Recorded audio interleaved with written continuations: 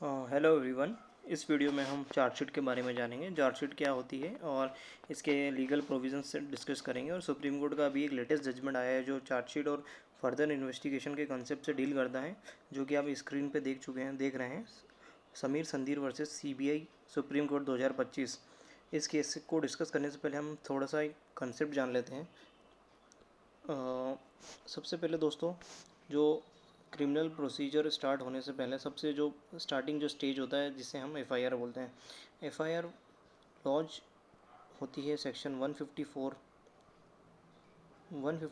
CrPC, जो कि अब सेक्शन 173 बीएनएसएस में डील करता है। एफआईआर जैसी लॉन्च होती है तो पुलिस अपना इन्वेस्टिगेशन स्टार्ट कर देती है। इन्वेस्टिगेशन स्टार्ट होने के बाद जब इन्वेस्टिगेशन ख़त्म होती है, पुलिस सारे एविडेंस कलेक्ट कर लेती है, तो एक फाइनल रिपोर्ट सबमिट करती है जिसे हम चार्जशीट के नाम से जानते हैं। तो ये चार्जशीट 193 सीआर या 193 बीएनएसएस से डील करती है। 193 में चार्जशीट सबमिट हो जाती है तो अगला स्टेज जो आता है कॉग्निजेंस का आता है।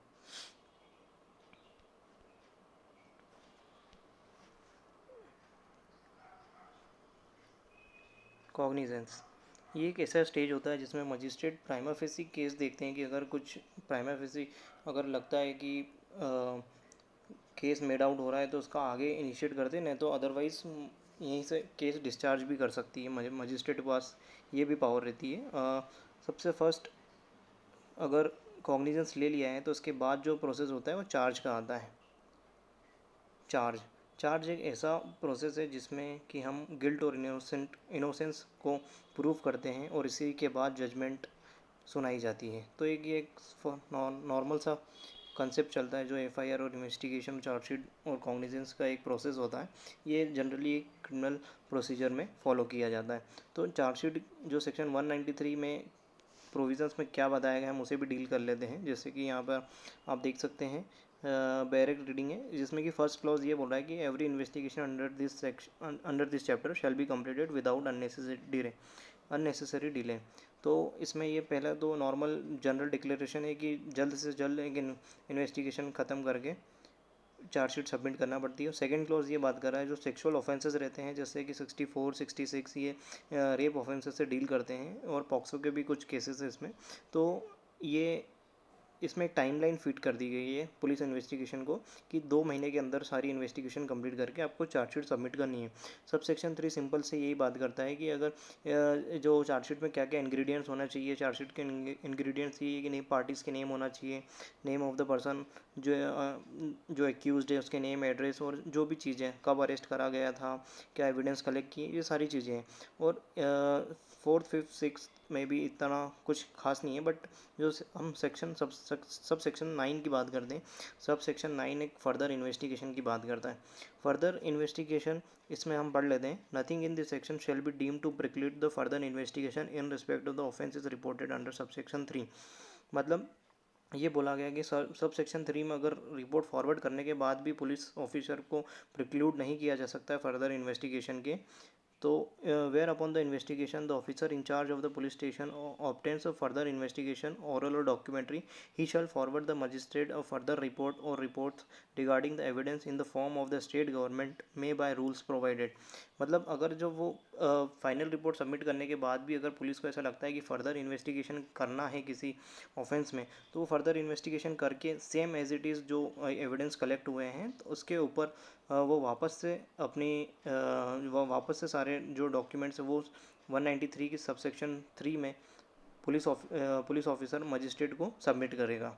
और इसमें एक टाइमलाइन भी फिट कर दिए गए हैं। टाइमलाइन में ये बताया कि further investigation during the trial में be permitted with the permission of the court with in the 90 days. मतलब इसमें परमिशन, पहले जो कंसेप्ट दिया चार्जशीट जो कंसेप्ट था वो 173 BNS 173 CRPC में था, उसमें टाइमलाइन प्रोवाइड नहीं किया गया था। अब इसमें 193 में टाइमलाइन दिया गया है जो कि 90 डेज़ का। ये प्री में आ सकता है, ये इंपॉर्टेंट है क्योंकि पहले नहीं दिया गया था, अभी 90 डेज़ है। तो ये एक इम्पॉर्टेंट है, आप इसको टर्म को याद रखेंगे। तो अब हम सुप्रीम कोर्ट का जो लेटेस्ट जजमेंट है हम उससे डील करने जा रहे हैं। तो हम फर्दर इन्वेस्टिगेशन का एक थोड़ा सा बैकग्राउंड समझ लेते हैं।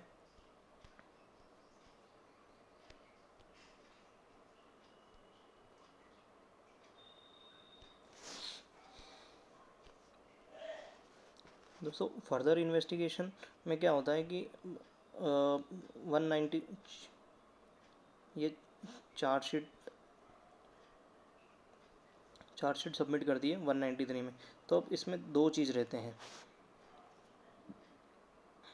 पहला पहला तो ये है कि सफिशेंट एविडेंस है, आपके पास एविडेंस है, प्राइमा फेसी केस हो रहा है, तो सफिशिएंट एविडेंस है अगर। और दूसरा है कि no evidence is found, no evidence, कोई केस ही नहीं बन रहा है, तो इस चीज़ में हम क्लोज़र रिपोर्ट सबमिट करते हैं।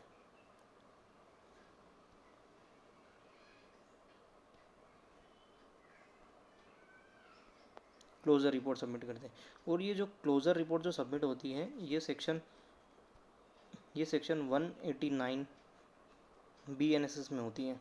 क्लोज़र रिपोर्ट ये होती है कि पुलिस ऑफिसर को इन्वेस्टिगेशन के बाद ऐसा लगता है कि कोई ऑफेंस मेड आउट ही नहीं हुआ है, ये या फॉल्स और फ्रिवलेस ऑफेंसेस है, तो ये पुलिस ऑफिसर के पास पावर है कि वो 189 में क्लोज़र रिपोर्ट सबमिट कर सकती है। बट मजिस्ट्रेट हमेशा क्लोज़र रिपोर्ट से बाउंड नहीं होता है। अगर मजिस्ट्रेट को लगता है कि कुछ केस मेड आउट हुआ है तो वो कॉग्निजेंस ले सकता है। अब हम सफिशिएंट एविडेंस की बात करते हैं। अगर सफिशिएंट एविडेंस होता है तो मजिस्ट्रेट कॉग्निजेंस का प्रोसेस शुरू कर देता है। कॉग्निजेंस के बाद भी अब 193 का सबसेक्शन 9 जब हमने रीड करा था तो वो यह बोल रहा था कि पुलिस ऑफिसर बाउंड नहीं है कि इसके बाद आप इन्वेस्टिगेशन रोक सकते हैं। अगर वो फर्दर इन्वेस्टिगेशन करता है तो उसको वही एविडेंस, वो जो सारे जो कलेक्शन है वो वापस से आपको 193 में सबमिट करना पड़ेंगे पुलिस को। तो ये क्वेश्चन एक इशू रेज होता है कि क्या मजिस्ट्रेट वापस कॉग्निजेंस लेगा उस चीज़ के लिए या फिर नहीं। तो हम नई स्लाइड ले लेते हैं। तो पहला इशू ये आता है कि रिकॉग्निजेंस कब लिया जाएगा। रिकॉग्निजेंस कब लिया जाएगा, तो रिकॉग्निजेंस जब लिया जाएगा, ये सुधीर जो हमने केस अभी डील करा था, समीर संधीर वर्सेस CBI में, हम इसे रीड कर लेते हैं एक बार। तो इसमें यही कहा गया था, the supreme court held that bona fide omission by the prosecution to submit relied upon the document magistrate does not prevent it to proceeding those documents after the charge sheet is filed, regardless whether they are gathered before or after the investigation.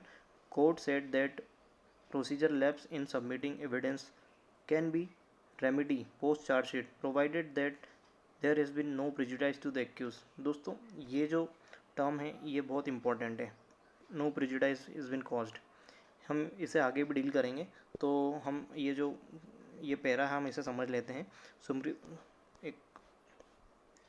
Supreme court ने clearly ये कहा गया है कि अगर chargesheet submit कर दी है और इन्वेस्टिगेशन शुरू हो गई है और मजिस्ट्रेट ने कॉग्निजेंस ले लिया है, उसके बाद कुछ ऐसे नए तथ्य आते हैं तो मजिस्ट्रेट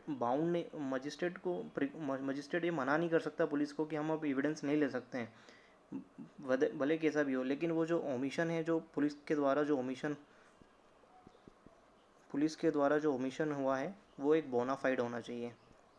बोनाफाइड दोस्तों क्या होता है कि हम जब ट्रायल स्टेज में होते हैं तो जो जितने भी एविडेंसेस अगर जो पुलिस ने कलेक्ट करे होते हैं वो हमें डिफेंस काउंसिल को देना पड़ते हैं, तो उसी के बेसिस पे वो सारी चीज़ें अपना डिफेंस वगैरह लेते हैं।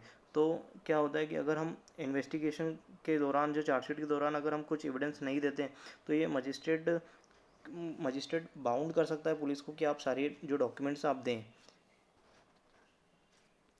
तो हम आगे देखते हैं।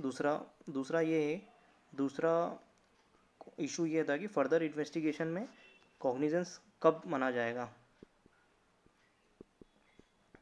फर्दर इन्वेस्टिगेशन में कॉग्निजेंस कब माना जाएगा, ये हमने पढ़ा था 193 में, सब सेक्शन 9 में पढ़ा था।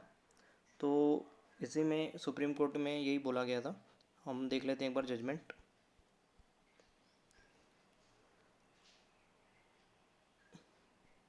सुप्रीम कोर्ट, ये तो पढ़ लिया था सर, बोनाफाइड ओमिशन अगर प्रोसिक्यूशन के द्वारा सबमिट हो जाता है तो मजिस्ट्रेट, ये जो इम्पोर्टेंट टर्म्स है, does not prevent it from the proceeding, मतलब मजिस्ट्रेट प्रिवेंट नहीं कर सकता पुलिस ऑफिसर को कि, या प्रोसिक्यूशन और पुलिस ऑफिसर एक ही होता है, मतलब एक तो नहीं होते हैं, बट वो प्रोसिक्यूशन सबमिट करती है चार्जशीट, तो उसको प्रिवेंट नहीं किया जा सकता है। The document of chargesheet regardless whether they were after gathered before और आफ्टर द इन्वेस्टिगेशन।